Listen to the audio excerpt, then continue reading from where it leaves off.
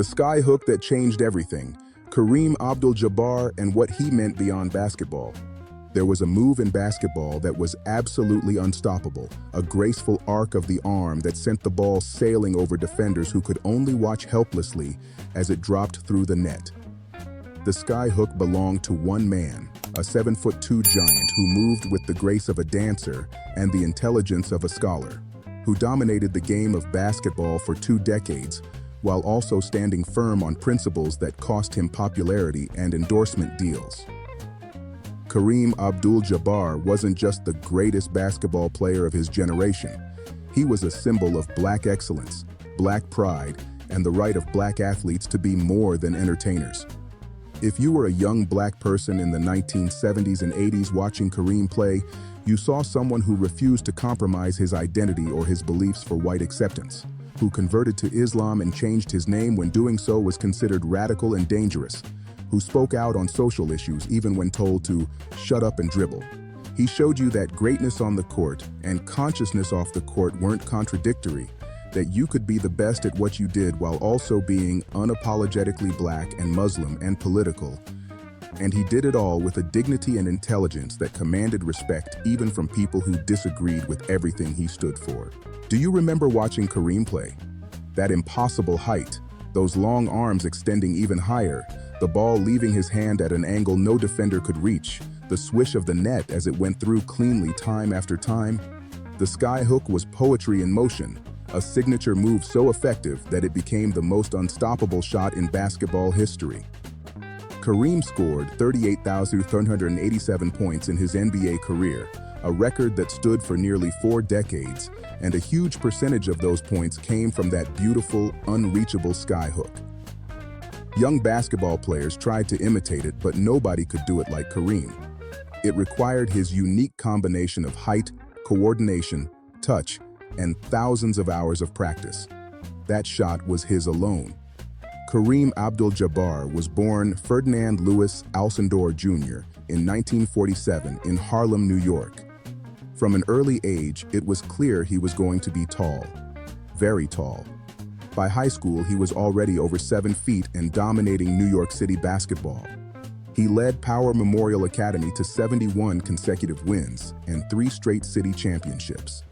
College recruiters swarmed him, and he chose UCLA, where he would play for legendary coach John Wooden and become the most dominant college basketball player anyone had ever seen. At UCLA from 1966 to 1969, Kareem, still going by Lou Alcindor, led the Bruins to 3 consecutive national championships. He was so dominant that the NCAA actually banned the dunk for 10 years, a rule change specifically designed to limit his effectiveness. But Kareem adapted, developing the skyhook and other shots that made him just as unstoppable without dunking. His college career was remarkable, not just for the championships and records, but for how he handled the pressure and attention while also growing politically and spiritually. The late 1960s was a time of tremendous social upheaval in America, with the Civil Rights Movement, Black Power movement, anti-war protests, and cultural revolution all happening simultaneously. Kareem was in the middle of all of this, a young Black man at a predominantly white university, becoming increasingly aware of racism and injustice and his responsibility to speak out. In 1968, he participated in the Cleveland Summit with Muhammad Ali, Jim Brown, Bill Russell, and other prominent Black athletes, supporting Ali's refusal to fight in Vietnam.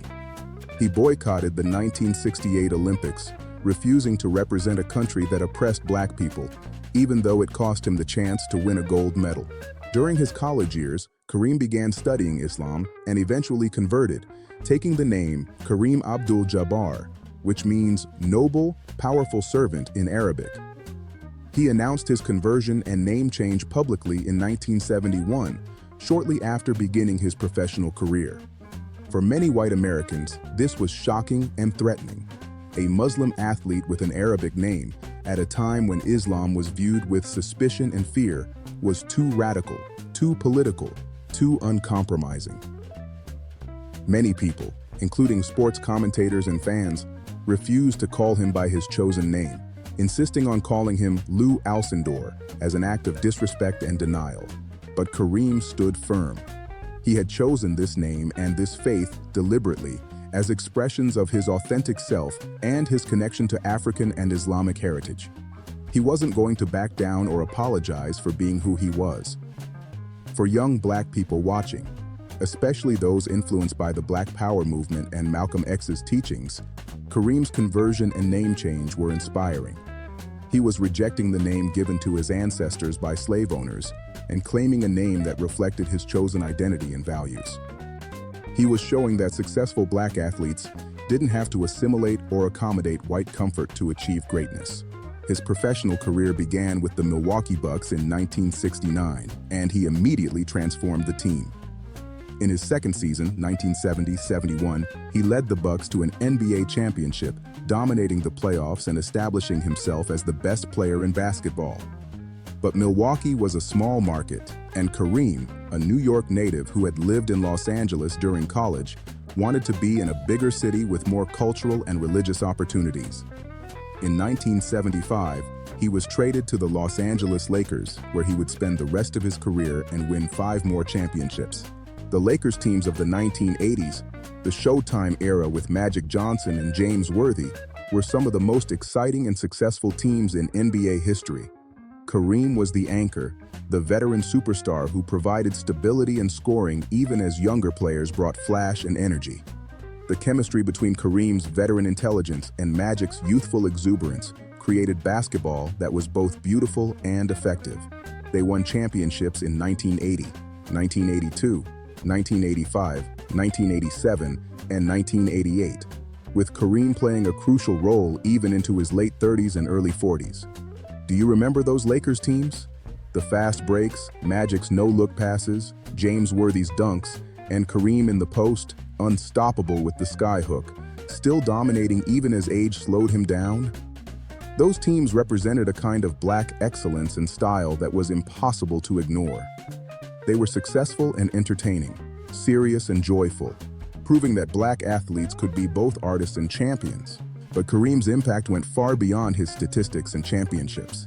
He was one of the first athletes to really embrace being an intellectual, to publicly engage with ideas and culture beyond sports.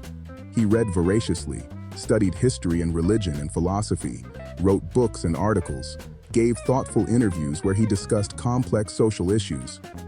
This was unusual and somewhat threatening to people who wanted athletes to be simple, non-threatening entertainers who smiled and played and didn't challenge anything. Kareem refused to play that role. He was serious, sometimes aloof, unwilling to perform happiness or gratitude for white audiences. He didn't smile much, didn't engage in the kind of showboating or personality-driven promotion that might have made him more popular with mainstream America. He just played basketball at the highest level and lived his life according to his principles. This cost him endorsement deals and popularity, but it maintained his integrity and self-respect. For Black children watching Kareem, he provided a model of excellence that included intellectual development and political consciousness. You could be great at basketball and also be smart, well-read, thoughtful about the world. You could be an athlete and an intellectual, and those identities could reinforce each other rather than being in conflict.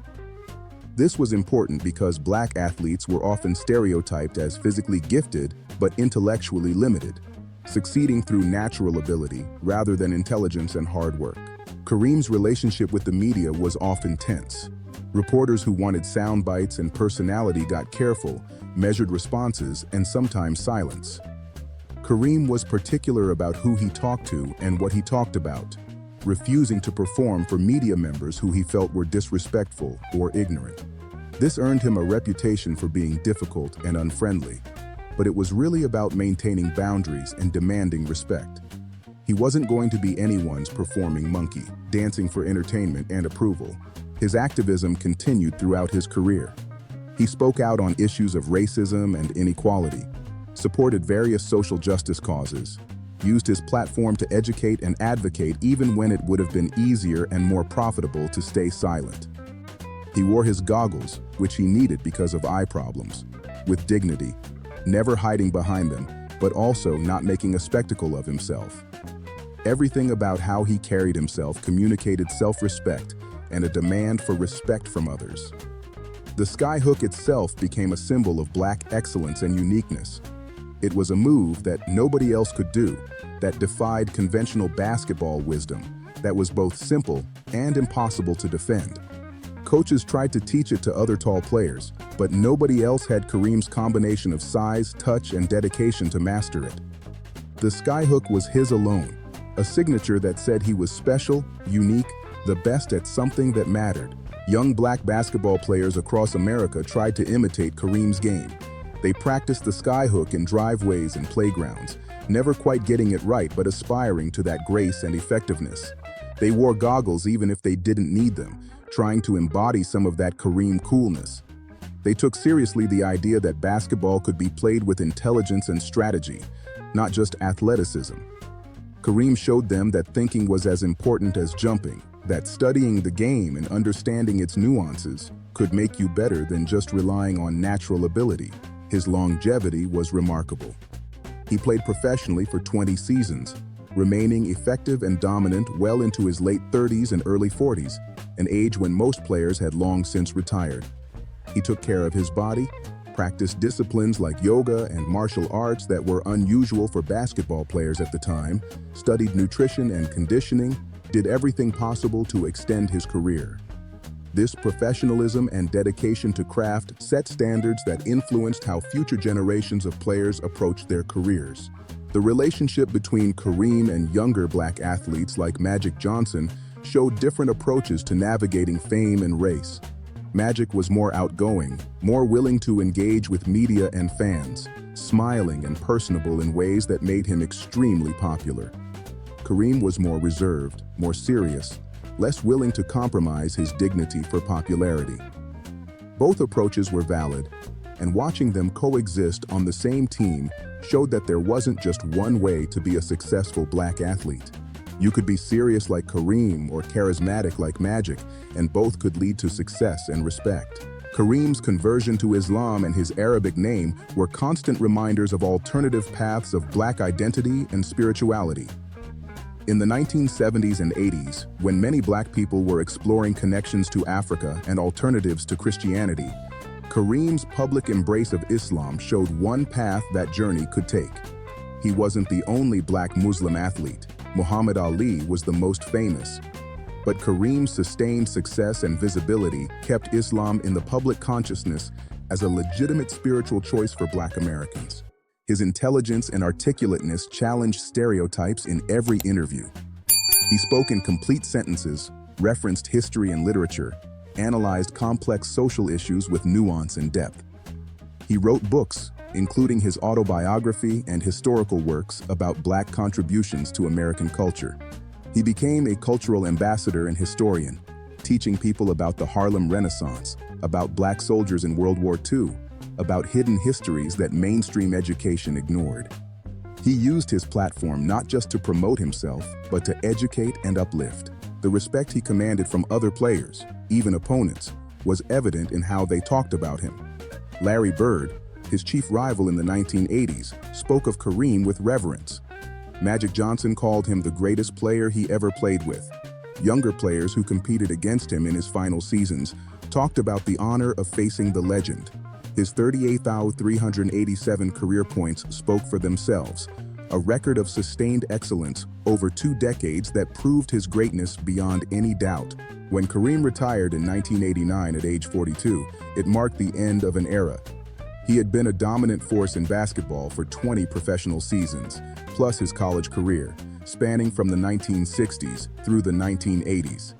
He had won 6 NBA championships, 6 MVP awards, made 19 All-Star teams, and set records that would stand for decades. But his legacy was about more than statistics. It was about dignity and principle, about refusing to compromise his identity for acceptance, about being excellent at his craft while also being conscious and committed to social justice. After retirement, Kareem continued to be a public intellectual and activist.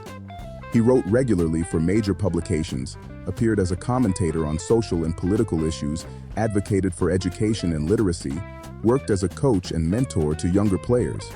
He became even more outspoken in his later years, using his status as a retired legend to speak truths that active players might hesitate to voice. He criticized racism in America, spoke out against Islamophobia, challenged ignorance and prejudice wherever he encountered it.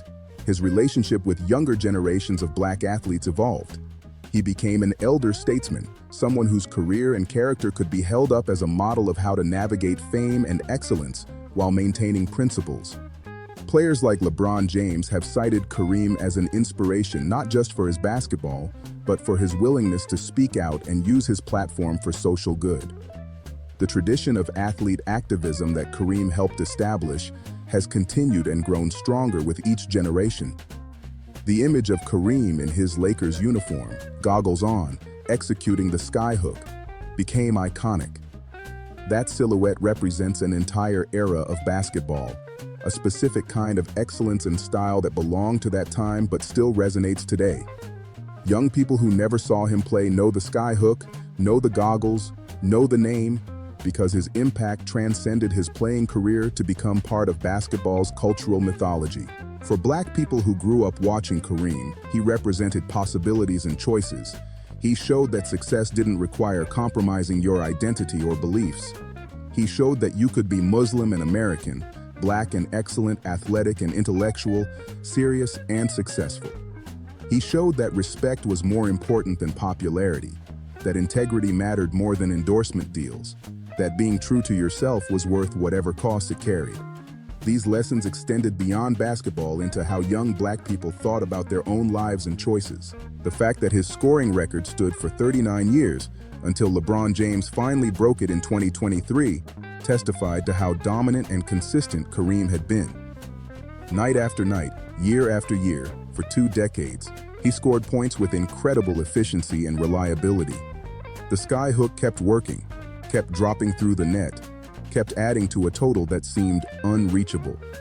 When LeBron finally passed him, Kareem was gracious and celebratory, understanding that records are meant to be broken and that his legacy was secure regardless of where he ranked statistically. Looking back, Kareem Abdul-Jabbar's career and life represent a particular kind of black excellence that insisted on being complete and complex. He refused to be just an athlete, just an entertainer, just a Muslim, just an activist. He was all of these things simultaneously, and he demanded that the world accept him in his totality. He didn't smile when he didn't feel like smiling. He didn't hide his faith or his politics. He didn't dumb himself down or make himself more palatable. He was exactly who he was, and he was great at what he did, and those two facts were not in tension, but in harmony. Do you remember watching Kareem play? How did his combination of basketball excellence and social consciousness influence you?